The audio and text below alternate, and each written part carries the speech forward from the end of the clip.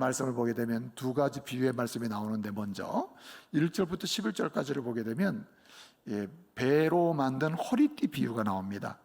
여러분, 한마디로 이 벨트, 요즘 얼마나 좋은 게 많아요. 가죽으로 된 것도 있고 무슨 쇠로 된 것도 있고 비닐로 된 것도 있고 종류가 많죠. 든든하게 많잖아요. 근데 그 많은 허리띠 비유 중에서도 1절부터 11절까지를 보게 되면은 배로 만든 허리띠 비유를 설명을, 예언의 말씀을 주고 있습니다. 이 말씀을 보면 이렇습니다. 예레미야에게 예언을 합니다. 야, 너는 시장에 가가지고, 1절이에요. 시장에 가가지고 배로 만든 허리띠를 하나 사. 그리고 허리에 띄어 벨트 해.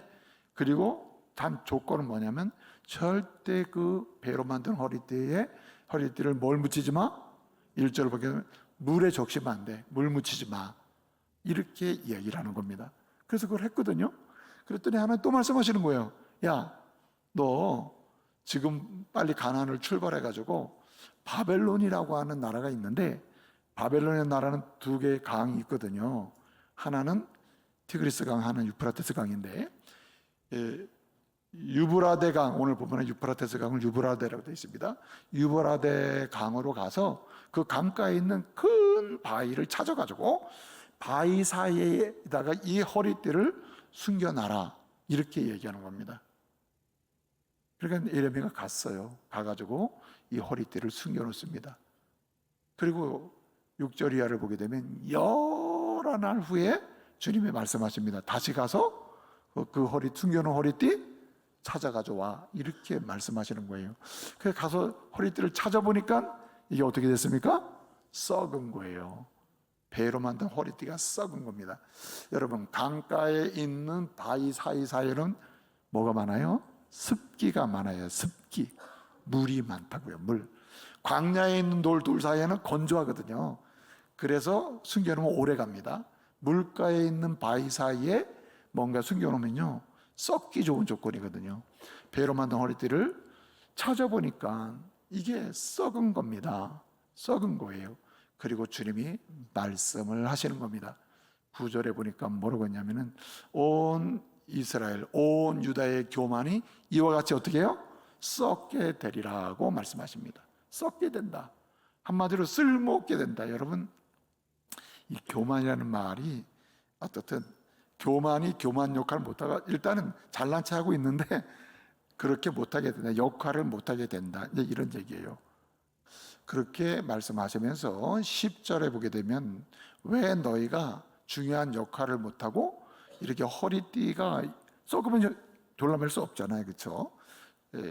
왜 그렇게 쓸모없는 유다 백성이 되느냐, 그 이유를 10절에서 설명하는데 이렇게 이야기합니다. 그들은 내 말을 듣지 아니하고 그 다음에 완악한 마음으로 행하고 그리고 다른 신을 섬기며 그 신들에게 뭐 했다 그랬습니까? 10절 하반절 보면 절을 했다고 했습니다. 절을 했다. 그렇기 때문에 이들이 뭐 하게 됐다는 거예요? 썩게 되고 쓸모없게 되고 버림받게 되고 역할을 못하게 됐다는 말입니다. 그런데 여러분, 11절에서 하나님이 이렇게 말씀하십니다. 11절에서 어떻게 말씀하십니까? 이 띠가, 허리띠는 어디에 있어야 되죠 원래? 허리에 있잖아요. 이 띠가 사람의 허리에 속하여 있는 것처럼 이스라엘, 마치 띠가 이스라엘을 지금 은유하는 겁니다. 이스라엘이 누구에게 속하겠어요? 내게 속하게, 내게 붙어있게 해가지고 내게 속하게 해서 내 백성이 되게 하고, 오늘 11절 얘기입니다. 내 백성이 되게 하고 그 다음에 내 이름과 내 명예와 내 영광이 되게 하리라 하였으나 그들이 내 말을 듣지 아니하므로 이렇게 썩은 배띠와 같게 되었다라고 비유의 말씀을 하고 있는 거예요. 그 결론은 뭡니까? 쓸모없고 버림받게 되는 것이죠.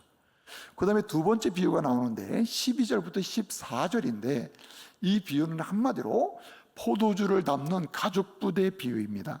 고대 사회에서는요, 포도주를 어디에 담았냐면 가죽 부대에 담았습니다. 아무리 그래도 터지지도 않고 유용하거든요. 그러니까 포도주를 담는 가죽 부대는 뭘 담죠? 포도주를 담죠. 하나님이 예레미야에게 이스라엘 사람들에 가서 설교해라. 뭐라고 설교하라고 그럽니까? 가서 이렇게 설교하래요. 모든 너희가 가지고 있는 모든 가죽 부대에는 뭐가 차리라? 포도주가 꽉꽉 차리라. 이렇게 예언의 말씀을 설교하는 거예요. 그랬더니 이스라엘 사람들이 하는 말이 이렇게 이야기합니다. 그것도 설교라고. 당연한 거 아니야. 모든 포도주를 담는 가죽 부대에는 뭐가 차요? 때 되면 뭐 채우면 포도주가 차는 거 당연한 거 아니야. 거기 뭐 술이 차겠어, 뭐가 차겠어. 포도주 가죽 부대는 포도주가 타게 돼 있는 거지. 포도주를 채우게 돼 있는 거지. 그것도 설교라고 하느냐, 이렇게 비웃는 겁니다. 근데 왜 이 설교를 했을까요? 그렇습니다. 가죽 부대는 유용한 거거든요. 필요한 거거든요. 역할을 하는 거거든요. 이스라엘의 가죽 부대라면 그 가죽 부대에 지금 포도주가 채워지는, 포도주는 마시면 좋은 거 아닙니까? 예? 음주와 같은 거거든요, 유대사에서는. 그런데 지금 뭐가 채워진다는 얘기냐면 진노의 포도주가 채워진다는 거예요. 그러니까 가죽 부대처럼 뭔가 역할을 하고 유용하게 쓰임받아야 될 이스라엘이 하나님을 떠나서 부패하고 타락함으로써 어떻게 됐다는 말이에요? 지금 역할을 못하게 돼서 하나님의 진노, 심판을 받게 됐다는 이야기를 비유로 말씀해 주는 것입니다. 그래서 주님은 예레미야를 통해서 지금 설교를 하는 거예요. 그러면서 얘기하는 겁니다. 이렇게 아무리 어두운 미래, 암울한 미래가 지금 놓여 있을지라도 밝은 미래로 전환할 수 있는 딱 한 가지의 길이 있다. 그것이 무엇입니까? 지금 당장 여호와 하나님께 뭘 돌려라? 영광을 돌리는 인생으로 전환하라는 거예요. 하나님께 영광 돌리는 인생으로 전환하는 순간부터 우리의 어두운 미래는 점점 약해질 거예요. 어두운 미래는 사라지기 시작할 겁니다. 밝은 미래가 우리의 미래로 대신 자리를 차지하게 될 줄로 믿습니다. 여러분, 가정을 생각해 보세요. 여러분의 가정이 지금 이대로 가면 밝은 미래입니까? 어두운 미래입니까? 여러분 개인의 인생을 놓고 보세요. 영적으로나 육적으로나 건강으로 보나 지금처럼 계속 가면은 건강이 밝은 미래입니까? 어두운 미래입니까? 영적으로 지금처럼 신앙생활을 계속 가면은 내 신앙의 미래가 밝습니까? 어둡습니까? 암울합니까? 주님은 오늘 보라는 거예요. 보라, 좀 막 살지 말고 좀 보라는 거예요. 그리고 암울한 미래가 기다리고 있다면 지금이야말로 전환기라 이거예요. 전환해야 될 때라 밝은 미래로 전환해야 되는데 그 길은 딱 하나. 오늘 16절 하반절 뭐라 그랬습니까? 여호와 하나님께 영광을 돌리는 삶으로 방향을 전환해야 한다는 거예요. 그렇게 틀어놔야 된다는 거예요. 그래야 가능한 밝은 미래가 열리기 시작한다는 것입니다. 여러분, 오늘 16절을 보면 다시 말씀을 드리지만 그가 하나님이 어둠을 일으키시기 전 너희의 발이 가보니까 어둠의 상황으로 들어가기 전 막 아이고 나 이제 안 갈래. 아니 벌써 들어갔거든. 들어가기 전 너희가 바라는 소망이 밝은 미래 아니에요? 밝은 미래가 사망의 그늘로 변해서 어둠으로 지금 계속 더 심해지기 전에 어떻게 하라는 말입니까? 하나님께 영광을 돌리라는 거예요. 근데 여러분 보면은 이 원문, 이 한글이라서 그렇지 한글은 이러잖아요. 그가 어둠을 일으키시기 전 너희의 발이 어두운 곳으로 도달하기 전 너희가 바라는 소망의 빛이, 바라는 빛이 사망의 그늘로 변하여 점점점 침침한 어둠이 일어나기 전 이렇게 돼 있습니다만은 원래 원문은 시작이 선언부터 합니다. 선언, 길을 먼저 내요. 길을 내고 이 길에서 보면 이 어둠은 사라지기 시작한다는 걸 알려주는 거거든요. 그래서 이 원문을 보게 되면 돌려라, 이제 오늘 본문을 보면 돌려라 여호와 하나님께 영광을, 이렇게 순서로 돼 있어요.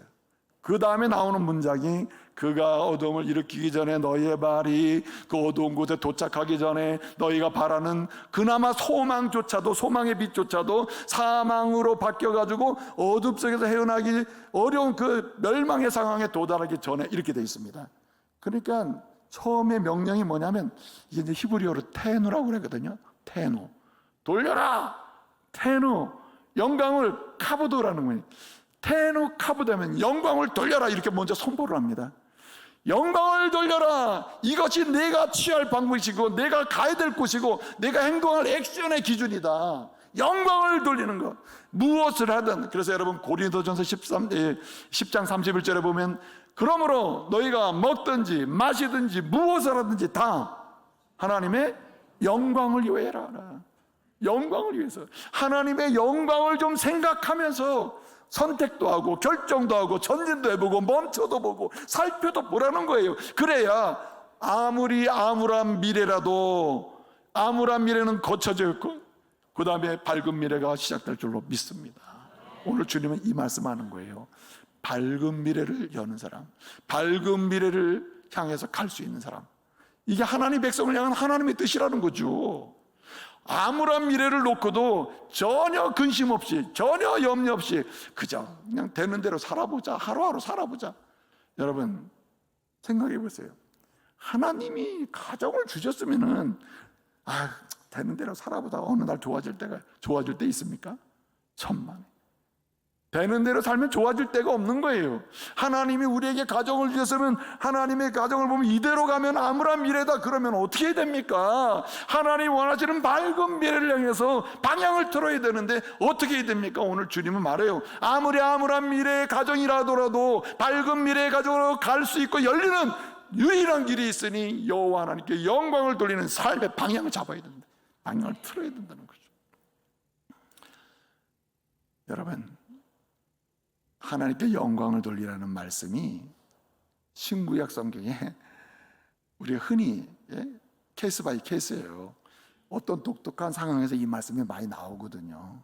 근데 오늘 본문에서 암울한 미래를 밝은 미래로 전환할 수 있는 이 방법으로서 하나님께 영광을 돌리는 이거는요, 세 가지의 중요한 삶을 강조하고 있습니다.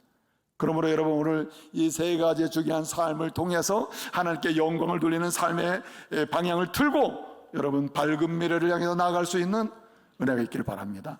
이러한 밝은 하나님께 영광 돌리면서 맞이하게 될 밝은 미래는요, 약간 불안전하거나 이런 거 없어요. 하나님께 영광 돌리면서 우리가 맞이하게 되고 직면하게 되는 밝은 미래란 반드시 오는 것이고 반드시 만나게 되는 것입니다. 이 은혜를 사모하시기 바랍니다. 자, 그러면 어떻게 하면 하나님께 영광을 돌림으로 이렇게 밝은 미래로 전환되는 역사를 볼 수 있습니까? 하나님께 영광 돌린다는 게 도대체 어떤 것입니까? 오늘 본문상으로 말이에요. 가장 중요한 것이 뭐냐면 구별하는 것입니다. 구별하는 거예요. 구별하면서 하는 거예요. 이게 무슨 말이냐면은 1절부터 11절을 보게 되면은 이게 배로 만든 허리띠 비유와 관련된 말씀인데, 자, 여러분 1절은 뭐라 그랬어요? 배로 만든 허리띠를 구입해라, 샀습니다. 그리고 띠라, 단 뭘 묻히지 마? 물 묻히지 마라고 했어요. 물을 묻히지 말라 그랬어요. 그런데 여러분 가나안 땅에서 저 바벨론 땅에 있는 유브라데 강에 가서 강가에 있는 돌, 큰 바위 사이의 틈 사이에다가 숨기라 그랬어요. 자, 거긴 뭐가 있다고요? 물기, 습기가 있기 때문에 썩게 되거든요. 그 진짜 썩었잖아요. 그렇기 때문에 이 물이 비유하는 바는 세상이요. 오늘 본문상으로는 그래요. 모든 게 물이 다 세상이 아닙니다. 오늘 본문 텍스트에서 이 단은 다 동일하게 적용해 버리니까 문제가 되는 거거든요. 오늘 본문의 물은 세상을 의미하고 허리띠는 이스라엘 백성을 의미하는 거예요. 그런데 물을 묻히지 말라는 말은 썩지 않는 거예요. 썩기지 않는 겁니다. 적시면 썩기잖아요. 근데 여러분 바벨론 땅에 갔거든요. 이들이 왜 바벨론 포로가 돼갑니까? 썩겼기 때문에, 타락했기 때문에, 부패했기 때문에 가는 거예요. 나중에 여러분 유브라데는 바벨론 땅이거든요. 왜 유브라데 가서 썩은 걸 비유를 들어서 그 경험하게 했습니까? 썩은 이스라엘은 그렇게 바벨론 땅에 포로로 잡혀간다는 걸 또 암시하는 거예요, 사실은. 자, 그런데 무슨 말입니까? 여러분, 하나님의 사람이 하나님께 영광 돌리는 삶이란 구별해서 시작된다는 거죠. 구별해서.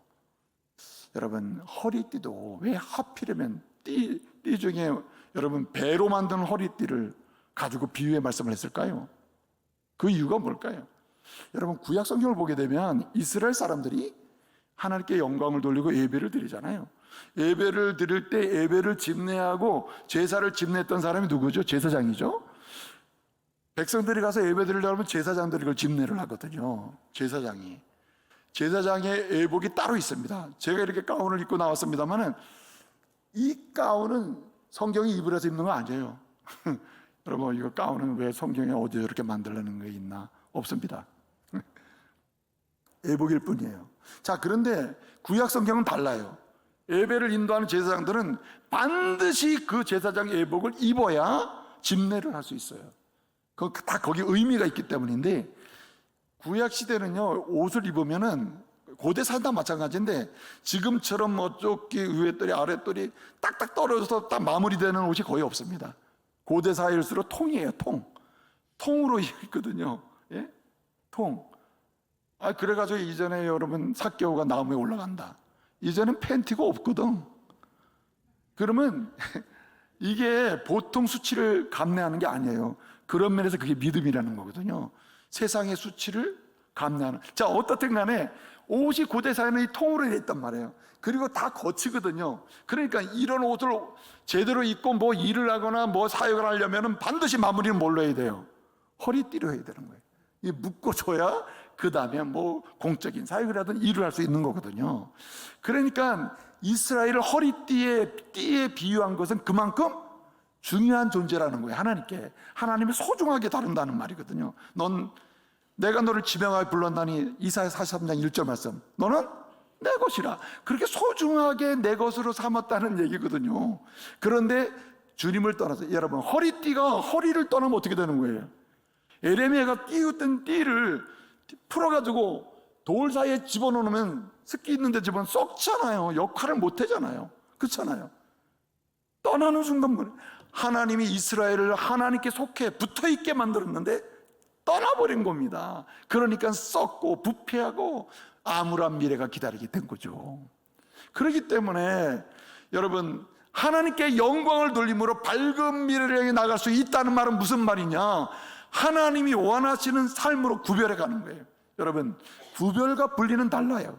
하나님의 자녀는 구별하며 살아야지 분리하며 살면, 여러분, 믿는 사람끼리 무실동에 살고 믿지 않는 사람끼리 뭐 흥원면에 살고, 아니고 무실동에 믿는 자도 있고 안 믿는 자도 있는 거예요. 단지 우리는 뭐 하며 살아요? 구별하며 사는 거예요. 구별하며. 이 시대를 향해서 하나님이 기뻐하시는 것을 선택하며 구별하며 사는 것이죠. 세상과 구별하며 하나님이 싫어하는 것, 좋아하는 걸 구별하며 사는 거예요. 그럴 때 어떻게 합니까? 하나님이 우리를 귀하게 여긴 역할을 허리는 허리띠에 사는 거예요. 사실 제사장들이요, 마지막 옷을 입고 나면 배로 만든 허리띠를 했습니다. 제사장 예복의 마지막이 뭐냐면 배로 만든 허리띠를 하면 이제 예배도 인도하고 봉사도 할 수 있고 다 할 수 있는 거거든요. 예? 그만큼 이스라엘은 하나님 보실 때 세상과 하나님 사이에서 무슨 역할? 허리띠 역할을 하는 거예요. 그만큼 중요한 역할을 하는 거죠. 제사장 역할은. 그래서 여러분, 출애굽기 19장 5절 6절을 보게 되면요, 출애굽기 19장은 하나님이 이스라엘을 애굽에서 불러낸 다음에 시내산에서 뭐 한 거냐면은 한마디로 이 언약을 세우는 이야기거든요. 그때 하나님 하신 말씀이 5절에 뭐라냐면은 19장 5절에 세계가 다 내게 속하였느니 너희가 내 말을 듣고 내 언약을 지키면 너희가 모든 민족 가운데 내 소유가 되게 하겠고, 그 다음에 나를 향해서 제사장 나라 되게 하겠으며, 그리고 거룩한 백성이 되게 하겠다고 했습니다. 중간에 뭐가요? 제사장 나라. 그러니까 거룩한 백성이 되고 하나님의 소유가 되는데, 그 역할은 뭐냐면 세상을 향해서 역할을 할 수 있는 소중한 존재라는 거예요, 하나님. 그런데 이들이 뭐 하지 않으므로, 구별하지 않으므로 썩기 시작한 거예요. 세상에 썩기 시작한 거죠. 야고보서 4장 4절 보면요, 야고보서 4장 4절에 이런 말씀이 있습니다. 세상과 벗된 자들은 하나님께 뭐가 돼요? 원수가 되느니라고 했습니다.